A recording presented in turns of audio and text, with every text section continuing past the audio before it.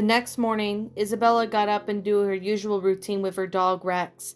After she just finished doing her care for Rex, she walked outside of the room to see Alastor. The two shared a hug before they headed off to do their shifts, including giving each other glances every once in a while. Alastor was the happiest radio demon. He couldn't believe that Isabella said yes into becoming his girlfriend. The same could be said for Isabella, as she was glad to be Alastor's girlfriend.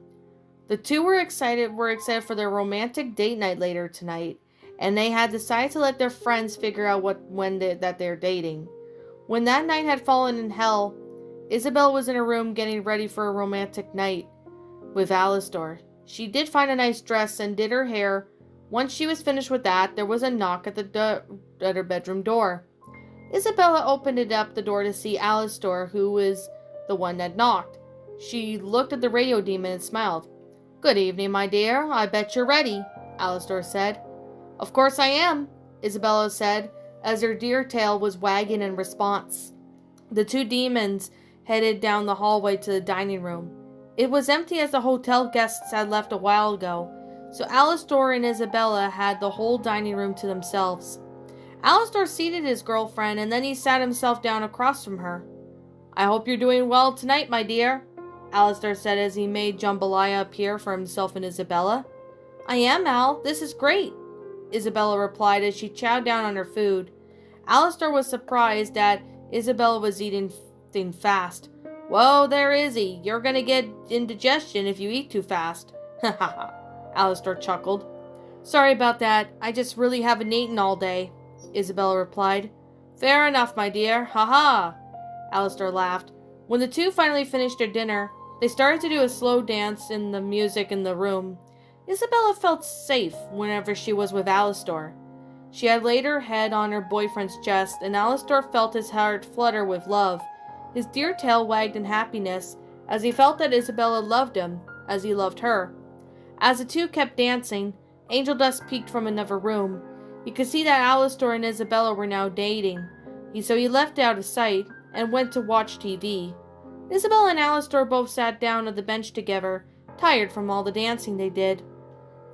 "Alastor," Isabella said as her deer tail was wagging when she said his name. "Yes, my dear?" Alastor asked. "Are you glad that you have someone that loves you?" Isabella replied with a question, thus having Alastor to pull her close to him. "Of course I am, my dear. I am glad you have loved me," Alastor said. "Same, Alastor. You're handsome," Isabella replied. "Thank you, my dear. You're beautiful yourself," Alastor said as he rested his head on his girlfriend's head. In the middle of the night, Isabella was asleep in her bedroom.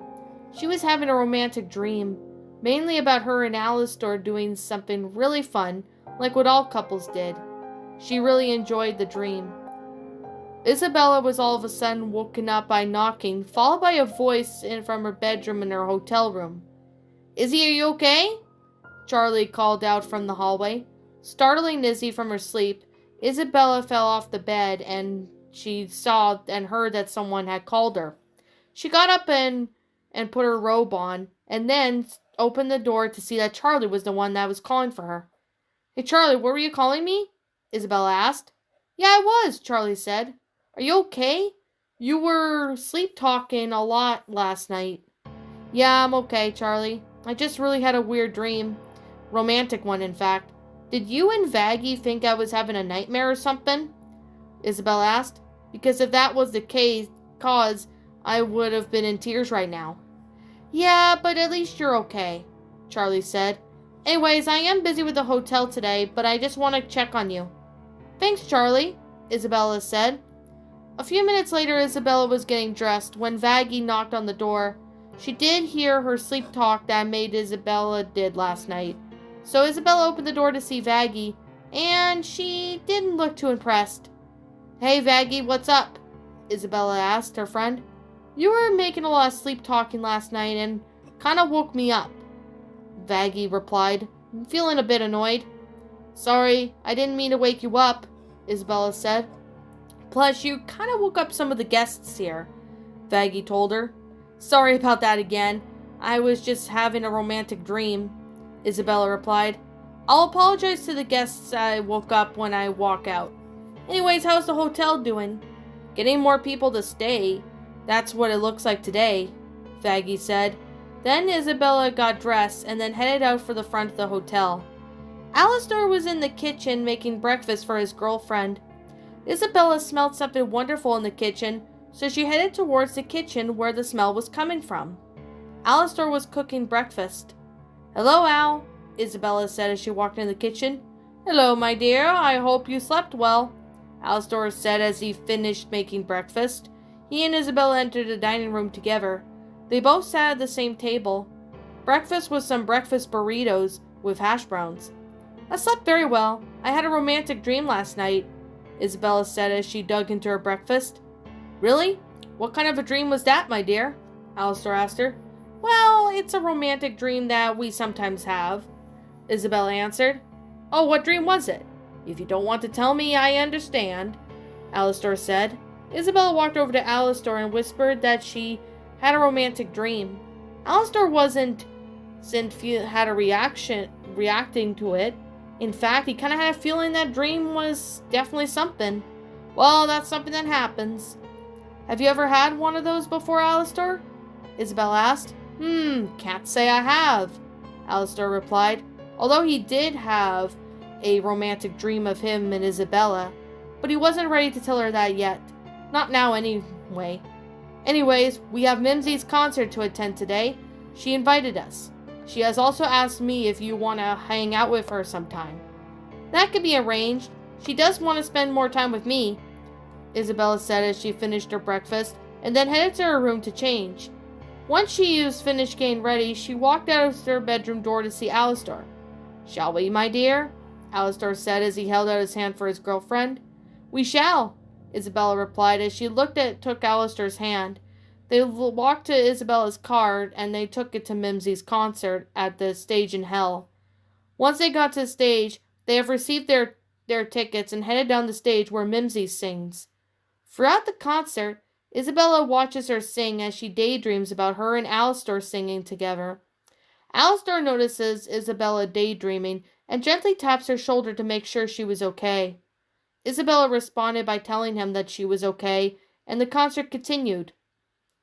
After Mimsie's concert had ended, Isabella and Alastor were backstage to meet Mimsy, whom they promised to see her after the concert had finished.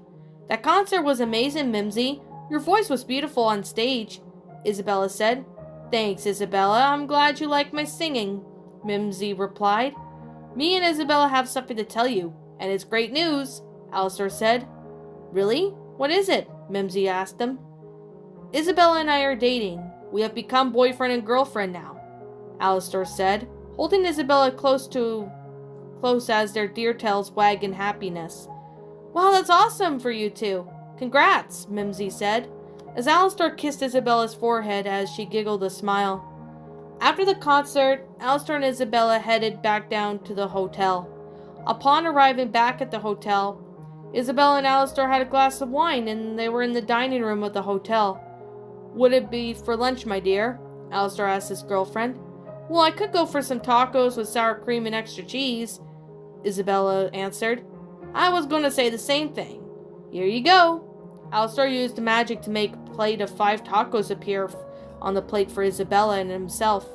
"Thanks, Al. They look really great," Isabella replied as she got a bite of her first taco, making a bit of a mess on her shirt. "Sorry if it gets messy. I'm a messy eater." "It's all good, Izzy. I get messy too sometimes," Alastor said as he had a bite of his first taco, making a bit of a mess on his plate. As they were eating, Vaggie watched them and headed back towards the kitchen to see Charlie. "So they're getting along quite well," Charlie said to Vaggie. "Yeah, but I worry about Izzy," Vaggie replied. "I mean, he could manipulate her." "I know you worry about Isabella and I do too, but we should give him a chance for some freedom. Like, Isabella wants her independence, and we should let her have that," Charlie reassured Vaggie. "I understand, but I still don't trust the radio demon. And why is she in love with him?" Vaggie started to rant a little. "I mean, I get that they're dating, but I don't want to see Izzy getting hurt." Vaggie, calm down. "Now, I don't see him harming her, and if he does love her, would he hurt her?" Charlie asked Vaggie. "I guess you're right." but we'll soon see what he does, Vaggie replied as she had walked with a plate of food to take over to a table with demons waiting for food. As Alastor and Isabella were eating more tacos, Isabella burped after she ate the last taco. Covering her mouth as she burped, she blushed a little. "Excuse me," she says. "Better out than in, as I always say. Ha ha!" Alastor chuckled to reply. This made Isabella laugh. Then Nifty showed up with napkins. "Hey Isabella, I took Rex out to do his business for you. He was very smart not taking off after another dog," Nifty said to Isabella. "Thanks, Nifty. Rex sure is a smart dog," Isabella replied. "Would you mind changing my sheet for me?" "That's already been done. I also placed clean towels for you," Nifty said. "Wow, that was fast, but awesome," Isabella replied as she patted Nifty's head. Then Angel Dust walked in and stood beside Alastor, wondering how his relationship with Isabella was doing. "Hey there, Alastor. How's your relationship with Isabella doing?" Angel Dust asked. "It's going pretty well so far. We have recently started dating," Alastor replied. "And if you ask me, she's the most beautiful woman in hell." "She sure is. Although I'm gay, I find her as a sister to me," Angel Dust said. "I make her laugh, and she's always be able to help her out." "You sound like you're a brother figure for her. She's been through a rough life with her family," Alastor stated. "Just not sure why." "Did you ask her yet?" Angel Dust asked. "If it upsets her, I'd rather not bring it up," Alastor replied. "We just got together, so I don't want to bring it up now." "It's understandable. She rarely talks about it, and will only talk about it with her closest friends," Angel Dust said. "If she talks to you about it, don't stop her from doing so." "I won't, Angel, and it's fine with what she does," Alastor replied. Then Isabella headed off outside of the hotel. "Where are you going, my dear?" Alastor asked as she stood in front of Isabella, blocking the front door of the hotel. "I'm just going out to get some dog food for Rex," Isabella replied. "You want to come with me?" "That's okay. I was just asking, that's all," Alastor stated, as Isabella headed out of the hotel to the pet store. When Alastor stopped by Isabella's bedroom a few hours later, he knocked on the door, causing Isabella to open it to see him. "Hey Alastor, how may I help you?" Isabella asked as she invited him inside her room. "I was coming here to say goodnight, my dear. I hope your night is going well," Alastor replied as they sat on Isabella's bed.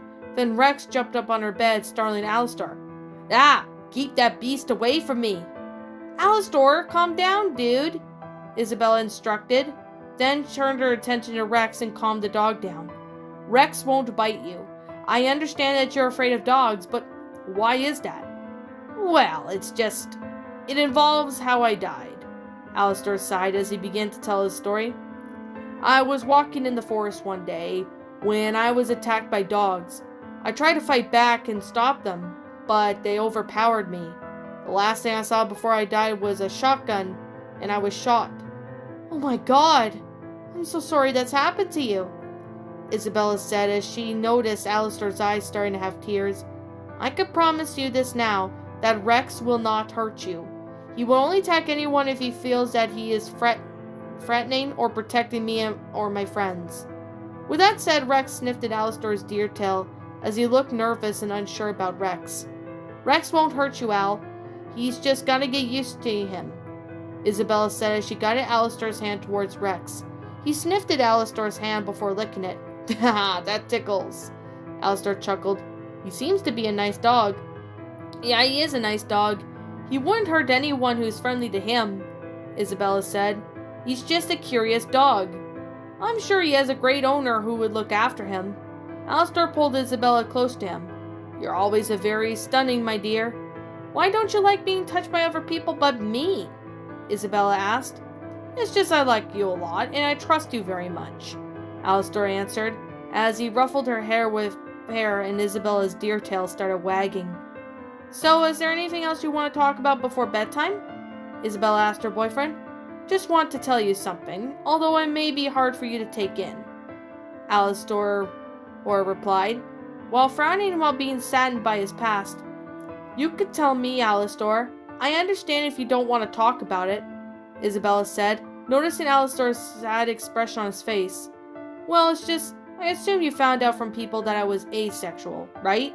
Alastor asked. Mimsy told me the other day, and why is that? Isabella answered with a question.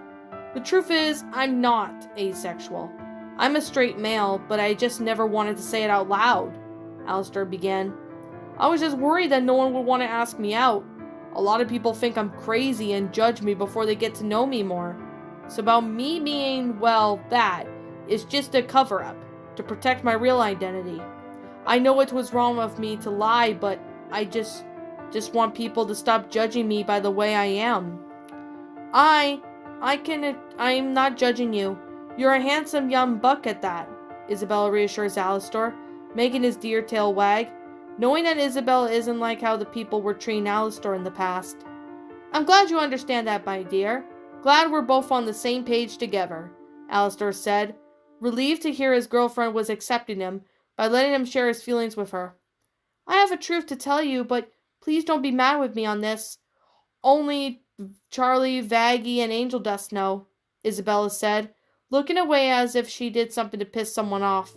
I'm not going to be mad at you, unless you are breaking the law, that is. Ha-ha! But seriously, what is it that you wanted to tell me? Alastor questioned. You don't have to worry about me yelling at you. It's just because I'm not going to do that. Well, I've heard about you before coming to hell. My parents told me about you before they separated.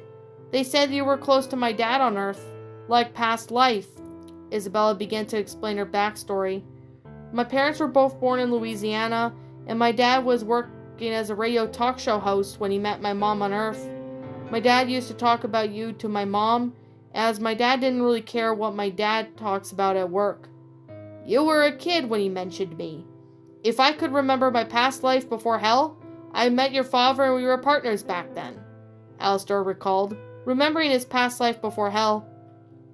My mother's name was Jennifer. She worked as a nurse but had related issues like arthritis and couldn't work long hours. And then my father's name was Jacob. He and my mom weren't getting along when I was 16, having fights that went crazily insane. Nothing physical though, just verbal and emotional fights they had, Isabella continued. All families do fight, even couples themselves, Alastor commented. But go on, my dear. My parents both gave me this special wand with a star on it. It's what I've always wanted for my birthday. As a kid, I liked video games and stuff. However, this wand is what I begged my parents for years to get the wand for me. It was a real wand that could do magic. It was like $600 and it was expensive, Isabella said. But when my 18th birthday was coming up, they worked their asses off harder than ever to try and get me that wand. And you got it on your 18th birthday? Alastor questioned. I sure did. I was very excited to have it. I performed magic tricks and my family and friends loved them. 6 months after my 18th birthday, my parents ended up separating. Legal separation, I may add. That is when I lived with my mom for a while, but then she became mentally insane to the point where she had to be in the mental hospital. So I got a few of my friends as roommates for rent, as there was no way I could handle everything myself money-wise. However, my friends pitched in and we helped each other out, Isabella answered. Are your parents still separated in hell? Alastor asked her. Yes, they are, as far as I know, and I don't see them very much anymore. My dad was verbally and emotionally abusive, and my mom was just mentally insane and started doing drugs. I tried to get her to stop, but she would push me away when I tried to get her to stop. So after my 19th birthday, I was working a late night shift at the job, and so I ended up walking home late at night as a gang of 4 men beat me up, robbed me, and I was shot in the stomach. Isabella begins to tear up at this. Alastor notices this and begins to feel sorry and bad for her. After being shot in the stomach, the men ran away and I was eventually left for dead. No one came to my aid. I tried to get help while I was injured, but I succumbed to my death due to losing too much blood. That must have been rough. So only your friends know about this? Alastor questioned.